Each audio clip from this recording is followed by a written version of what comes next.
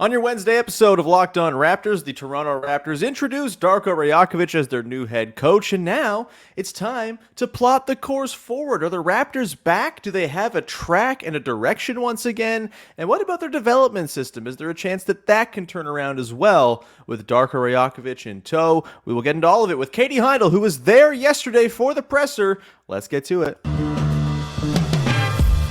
You are Locked On Raptors, your daily Toronto Raptors podcast, part of the Locked On Podcast Network, your team every day. Hey, what's going on? And welcome to another episode of Locked On Raptors, part of the Locked On Podcast Network, your team every day. It is Wednesday, June the 14th.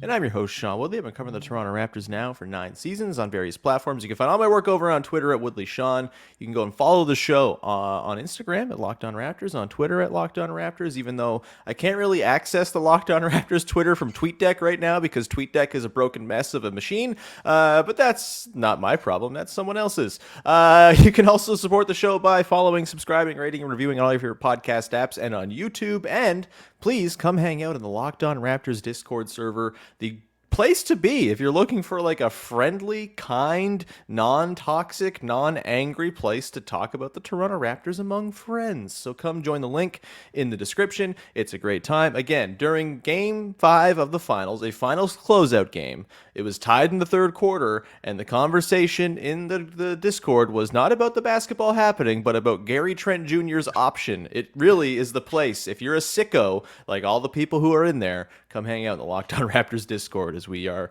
ramping up the chatter ahead of next week's draft. On today's show, we're digging into Darko, baby, the presser. I lost my train of thought there for a second. But yeah, Darko Rajaković introduced yesterday. We're going to dig into our big takeaways from the press conference. We're going to get into the idea that the Raptors may or may not be back on the tracks as a franchise, and also talk a little about player development via a mailbag question from the Discord. But before we dive into that, we must introduce our guest. It is, of course, the wonderful Katie Heindl from Dime, from the world-famous Basketball Feelings. Katie, how the hell are you?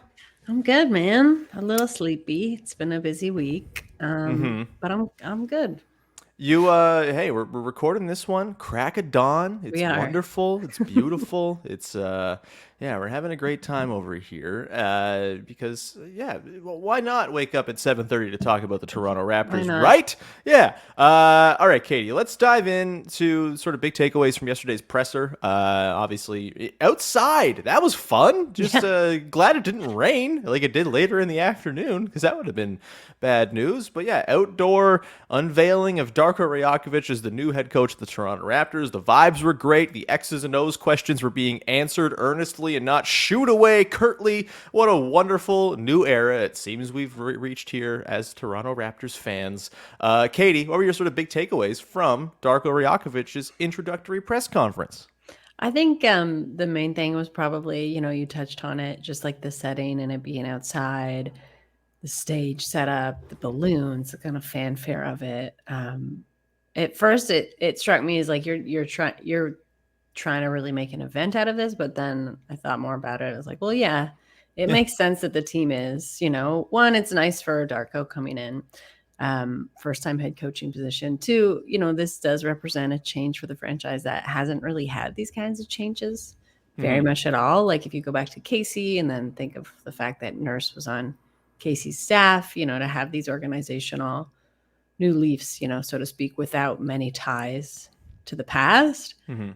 Is a pretty rare thing. I'd say it's like a rare thing for a good team. You don't want it to happen all that often, right? And I think the energy probably was the second thing. I mean, that's definitely why they had it outside. So it could feel like exciting and novel, but it also did really feel like that when I was chatting with some folks after, like in the organization. The main takeaway was just Darko's energy level across the board. Super positive, like really upbeat guy, really loves communication with all, like across the board with kind of like, not just his team, not just the assistants, just like with the entire organization and the people within it, which I think is a little bit refreshing considering how things maybe ended up this past season and Are you season, saying season that there over might have been season. some communication breakdowns on the team this past year? Communication breakdowns, maybe like cliques, stuff that some of that's natural, I think. Some of that is brought on by the characters of the people involved. Anyway, so he just seemed really open, excited, super grateful. And it felt good. It felt just like the energy shift. So much of what I thought when I thought, like, what do the Raptors need in a coach has honestly boiled down to, like, of course it matters, but that just any change, like any kind of energy shift and change would be so welcomed. And that was definitely my overall takeaway. Yeah, look, do I think the Raptors were intentionally going out there trying to throw a post-Nick Nurse party? No. Did it kind of feel like that what it was? Like we're just watching on TV? A little bit. Just like, yeah, it very much felt like a kind of new vision for how things are going to operate from the coach on down. And, obviously, I don't think Nick Nurse and the front office were necessarily out of tune when it came to their sort of big picture beliefs. I think maybe the roster building and all that stuff, like there was some tension and discord. Obviously there was. He's no longer the coach. There was clearly some sort of rift there. But yeah, it just feels like a really refreshing, I think that's a really good word that you use, just to kind of revamp the feeling of the franchise where it felt so dour and like heavy at the back part of last season. Was there anything in particular that Darko said that caught your eye? I mean, I think a lot of this stuff was pretty predictable if you had kind of consumed any of the publicly available stuff that he had out there, whether it's podcast appearances, written articles, stuff like that. I don't think he like surprised anybody necessarily by, detailing what his plans were, but did you have anything that he said that kind of resonated with you at all? I mean, it was all pretty high level stuff at this point. But I think my main takeaways were, one, he's a very well-educated guy. I think it's very smart that in Europe, you have to go to school to become a basketball coach, because and he did it twice in two languages. Yeah, he did do it twice. And, I think it just makes for like a much more well-rounded person in general. And he talked about wanting to bring some of those elements outside of, your traditional typical basketball elements into coaching and how he coaches and kind of his approach to just like working with people, like players as people first. Obviously that was music to my ears. And I think the other big takeaway for me was development coming in as a huge key and kind of cornerstone again. Like that word kept coming up a lot. I thought that was fairly fitting for some of the comments Masai made toward the end of this past season of just like, we sort of got off track there. We've got a lot of young players. We haven't necessarily seen them progress. We wondered why they weren't progressing. We thought there was kind of a plan in place for them. There wasn't. And, the Raptors, this was like a fundamental cornerstone of the franchise for so many years. And it just kind of went by the wayside, whether that's like a personnel thing, whether that's a priorities thing. We don't really know the full story, but it is nice to hear that that's going to be kind of front and center on Darko's radar. Yeah, I think the way I've heard now Darko talk a couple times yesterday and then in his podcast appearance that I keep on saying everyone should be listening to if you're interested in Darko's whole thing, because it was just really fantastic. It's like an hour and 20 minutes of him just talking about how he feels about basketball. It's awesome. But the thing that really, he seems to really understand 82 games is a long time. And like not everything is going to be a win every single day. And it's about sort of incremental improvements, incremental growth. And I really feel like that was something that was lost this past season. And part of it is the fact that the roster had 7 to 8 players you could trust on a given night. Part of the fact is that Nurse didn't seem all that interested in going outside of that trusted circle in the interest of developing guys, because he was sort of hell-bent on winning each and every single basketball game, which to his credit, like that's a quality you probably want at some point. But I think for where this team is right now, it just wasn't the right set of buttons to press. And it feels now like the guy they have in there is, the Raptors' whole thing in the last decade was they were able to toe the line of developing players while being competitive. And they've proven you can do it. I think you have to have a coach who's committed to it and who really like buys into that concept. And I don't know if that was the case this past season. It does feel like Darko perhaps brings that sort of view of things and you know, the sort of skill set to make that potentially viable. There's no guarantees. Young players are bad a lot of the time, and they're going to have their mistakes. But you know, the Raptors have proven in the past that you can do it. It's just a really hard thing to do. You got to have the right guy for the job. We're going to come back on the other side, Katie, get into the idea that the Raptors are kind of back on the tracks as a franchise. What is their direction? Do we feel like they have one now? And how does that pertain to the player decisions that are going to be coming down here as well? We'll get into that in just a sec. Before we dive in there, however, I've got to tell you about our friends over at Prize Picks, who have made daily fantasy sports super fun, super easy, and super accessible. I got to fix my screen here. There we go. If you are someone who doesn't like the season-long grind of fantasy sports, right now the baseball season is ongoing, and a season-long baseball fantasy league is just such a drag. By the time June comes around, you're probably not even paying attention to your team anymore, or maybe I'm just the loser at all these leagues who keeps on forgetting to pay attention to my teams. But if you're like me and don't like the season-long grind of fantasy sports, Prize Picks is a great place to do it because you can just do single day. I got the itch to play fantasy today. Let's go. And you can just go in and pick the players you want to pick and whether they will get more or less than their current projection in a given stat. So you want to get Kevin Gosman and say he's going to get more than the 9.5 strikeouts he's projected for. You can do that. And you can also do that with up to 6 players on any given entry. If you win them all, you get up to 25 times your money back. That is awesome. There's no competing against other people. It's just you against the projections. And of course, it's not just baseball, it's not just basketball. It's every sports league under the sun is available to go and play Prize Picks with. Download the Prize Picks app or go to prizepicks.com to sign up to play daily fantasy sports. First-time users can receive a 100% instant deposit match up to $100 with the promo code LOCKEDON. If you deposit $100, Prize Picks will give you $100 in your account to hang out with your original $100. What a great deal that is. Don't forget to enter the promo code LOCKEDON at sign up for an instant deposit match up to $100 with Prize Picks. All right, we continue on here. Katie Heindl of Dime and Basketball Feelings Along. Thanks to the everyday listeners of the show. If you are an everydayer, let us know in the comments. Come hang out in the Discord, all that good stuff. Love to know which freaks are out there tuning into this show every day. We love you, you freaks. Get help. All right, Katie, the direction of the Toronto Raptors. This was a through line of a lot of our conversations this year from the very beginning of the year when Masai Ujiri kind of didn't really state the goal for the season. And I think a lot of the issues kind of spiraled from that, you know, lack of a stated direction that the team was going in. Obviously, there are very big questions still looming over this team. 3 pending UFAs. Will they trade Pascal Siakam at the draft? Will they trade OG Anunoby at the draft? Will they just nuke the whole thing?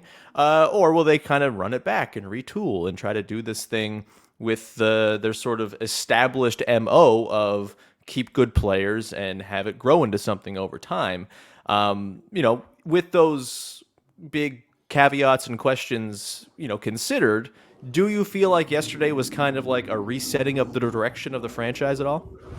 Yes and no. I think it's too soon, and it would have been too soon in a situation like that to say, like, here's what the team's going to look like next season. Here's kind of our new direction.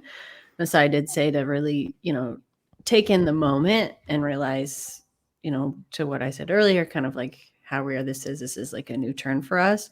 Still brought it all back to winning, you know, and wanting to win, and thinking that that's possible in Toronto. I thought it was a nice gesture that you've got some of the, like, the young guys showed up, you know, for the presser yesterday. I saw there was like some chatter around who was there and who wasn't, but I really think that just comes down to who's still in the city. Yes, it's not that complex. Not the team is personal. not being built around Delano Banton and Christian Coloco and Ron Harper Jr. I mean, I would love great that. guys. Yeah. But like, come on. But no, I think it's just they're the ones that are still here. Delano is from here, so Yeah, he just hopped off the bus. Yeah, and you know, Darko's going to talk about the people that are sitting right in front of him. Also, they are. I think it also reinforces that these are the young guys that didn't really get the growth, you know, as we talked about earlier, that they wanted last season. So of course, that's the focus too. I think just the fact that there is going to be a new direction because you're under a new coach who's going to have to hire like a entirely new coaching staff, like just that has just been vacated, right? So that's going to be like a completely new direction. It's inevitable that the franchise will look a lot different next year in terms of how they play. The things that he brings in from the Grizzlies, just when you know the Raptors aren't the Grizzlies, like mirror image, like personnel wise, but just like a real kind of explosive, pushing the pace. I think that goes really well with the length. And he talked about that a little bit yesterday too, just that he liked the playing style of the team. He kind of liked already what they've got set up in terms of just like I don't know, just like a backbone of identity based on who they have and what they play like. So I think you take all those things into account. You kind of look at his own track record. You have a decent sense of where things are going to go. I don't think they're going to get off to a slow start. I think they're going to hit the ground running this season. You also have to do that a little bit as a head coach. I really did like hearing from Masai and later from Bobby, just the trust that they've got in him. The fact that they are kind of willing to just hand over the franchise again, despite maybe their misgivings of not being more involved last season, you know, but they recognize like, no, we got a new coach. It's kind of comes with it. You can't just like be a helicopter president, right? Or like a helicopter front office in some cases. So there were little hints here and there, but like, no, it's way too soon to say like, this is what they're going to play like. You know, these are the kind of schemes they're going to run. I think Summer League will be a good indicator of that. So will be who they pick up in the draft, obviously. And like what they do with their own guys, right? Like that'll probably be pretty telling too. I guess that's like the big, big question. Yeah. And I've heard Darko talk about Scotty. He went on Will Lew's show yesterday, and he was talking about what a talent he thinks Scotty is, you know, things that we've heard before about like progress not being linear, but it is still refreshing to hear a head coach say that, you know, and just know that he's like very familiar with Scotty's, the way that he plays, his work ethic. They've already talked a bunch, it sounds like. So I think those were my main concerns, because whoever does stay of these free agents, they're such established players that I'm not worried about them fitting into whatever he wants to bring to the team. That's the thing, right? Is I think there's this sort of assumption that like Pascal and Fred are like the old guard, and whoever the new coach is, like they're just not going to blend in with what, like these guys are professionals, man. Like they have won a championship before. They've seen what it takes to win a championship. It's really hard. It requires a lot of personal sacrifice. It requires a lot of burying your ego, all of that stuff. It's all ethereal. You can't quantify it. But like, ask any team that's won a championship, they will tell you that that stuff is part of it all. And I don't think that they just kind of like forgot that that's part of the formula here. The last couple of years have been weird. The Nick Nurse era did not end wonderfully. Yes, Fred VanVleet did not have a perfect season. Yes, Pascal Siakam had his ups and downs, but like these guys are pros. And if it comes in and Darko Rajaković is establishing like, okay, this is going to flow through Scotty now, but we're playing this more sort of egalitarian offense. We're playing beautiful ball. Everyone's touching the ball and moving and feeling all right, like they're part of the offense. Like they can fit into that. This is not some like square peg round hole situation. Like it's being socialist. It's going to be socialist Euroball. Oh baby, we love it. It's just collecting taxes as they run pick and rolls, baby. Yeah, I think for me, I do feel like it's gotten back on the tracks. Not so much with like the on-court stuff, but it does feel like they stand a very good chance with Darko at the helm of kind of getting back to the more familial vibe the team has had in the last 10 years. That has been, I think, a really big part of their success. We've talked about it. Like in a league, especially now where everyone's talented, there's talent dispersed throughout the league. There's no like glaringly awful rosters unless you're the Washington Wizards. Like you're sorry, Wizards fans, just catching strays, but they're used to it by now. But like, you know, I lost my train of thought. It's too early. The talent is very far-reaching. Yeah, exactly. So the talent's dispersed. It's all over the place. And so the differentiator here is going to be like the teams that can come together to be better than the sum of their parts. So they're going to be the ones who are finding the most success. And they lost that last year.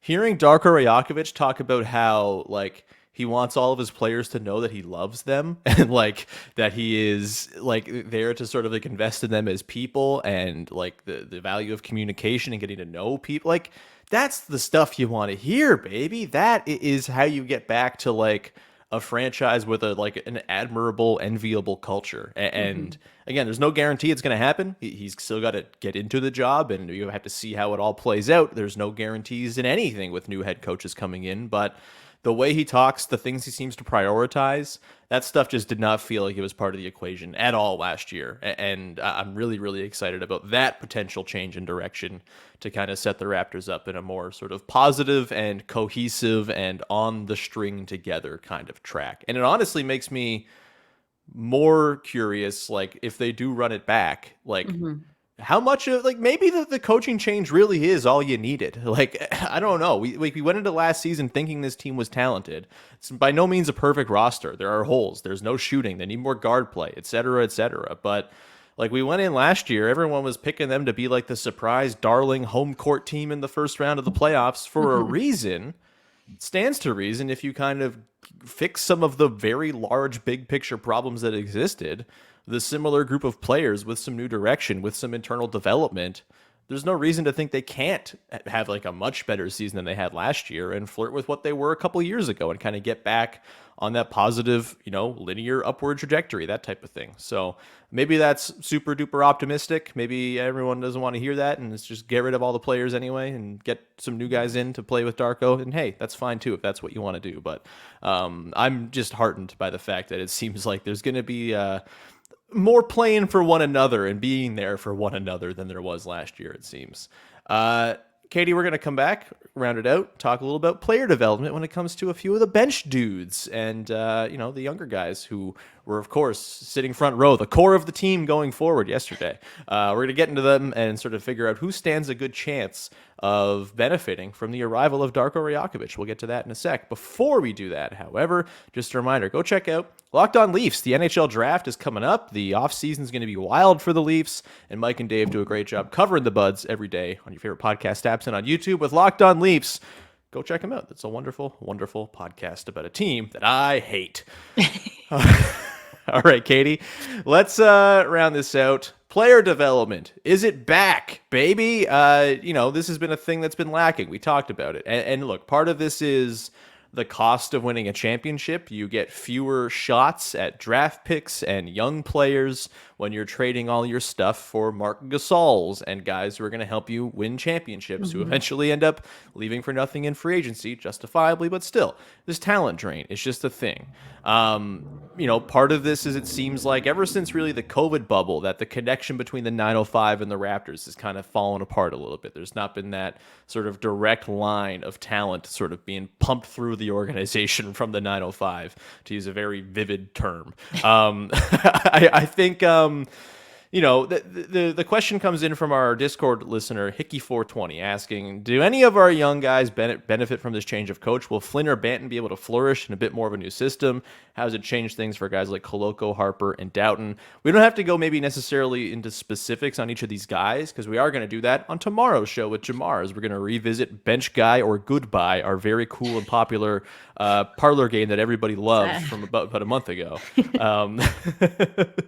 But your general feeling on those young guys, is there one who maybe comes to mind as someone who you think is like a pretty exciting potential like career savior situation with Darko here? I mean, I'll just go with what he said himself, which is singling Delano out. He was talking about his cutting. Right.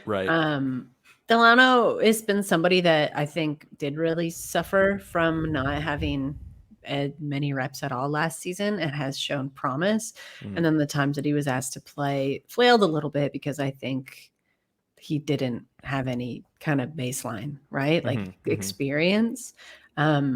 So I guess I would single him out as someone I think could really do well under Rajaković. And then all the other guys that were there yesterday, I think as well. We talked about Scotty Barnes a little bit, but I think just it's tough. It's tough to come into the league in a system that is kind of like tapering off, and maybe, they didn't really know that at the time. But you said something earlier that kind of stuck with me, is like Nick Nurse was kind of coaching the team like he wanted to coach. versus the team that he had, Yeah. last season. When I think about his situation now with the Sixers, that's definitely more of like, okay, that's in line with the team he wants to coach, that Right. he thinks is kind of like up to par for the things he'll ask of them. He didn't necessarily coach to the strength of his players. Scotty Barnes was a huge piece of that. I don't think he failed him by any means, but I am very curious to see what this sort of approach, and definitely like more of a hands-on checking in with guys, openly communicative, not necessarily just like parceling things off to an assistant to sort of then deal with players, as I think was Nurse's sort of approach to coaching. I'm curious to see how somebody like Scotty Barnes will thrive in that in his third year. I think he really will. He strikes me as more of a hands-on kind of player. He'll do well with that. And then I think everyone else will probably just enjoy like the breath of fresh air we've talked about so much. But the fact that development came up at all, I'm glad it did, because honestly, that's one of the things that like a lot of other teams in the league have flirted with and really tried to get a handle on. Like the Warriors tried, to the point where they poach Jamma from the Raptors and try and kind of implement a mirror system. Didn't really work because it's not their priority. And it really does have to be a priority. It can't just be something that you say we want to do. You have to have the personnel there. You have to like show that there's a conduit from your G League team to your like home team, like there have to be all these things in place, and the Raptors have that infrastructure. They just kind of need to repopulate it. And it's also just been a great calling card to winning, because you're still in a situation, maybe now more than ever, where you're not likely to attract huge free agent signings.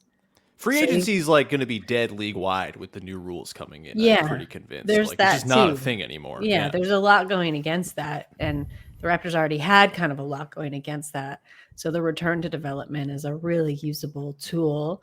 And I think like something that can give the Raptors an edge in the coming seasons was really heartening to me. I mean, I know I harp on it a lot, but I really think it's such a key to what the new kind of league looks like, where you've got such a proliferation of role players, but role players only become that way through like real them kind of digging in on it, and also having the people around them that are willing to support that sort of work, and players really being able to like hone in on new skills season over season.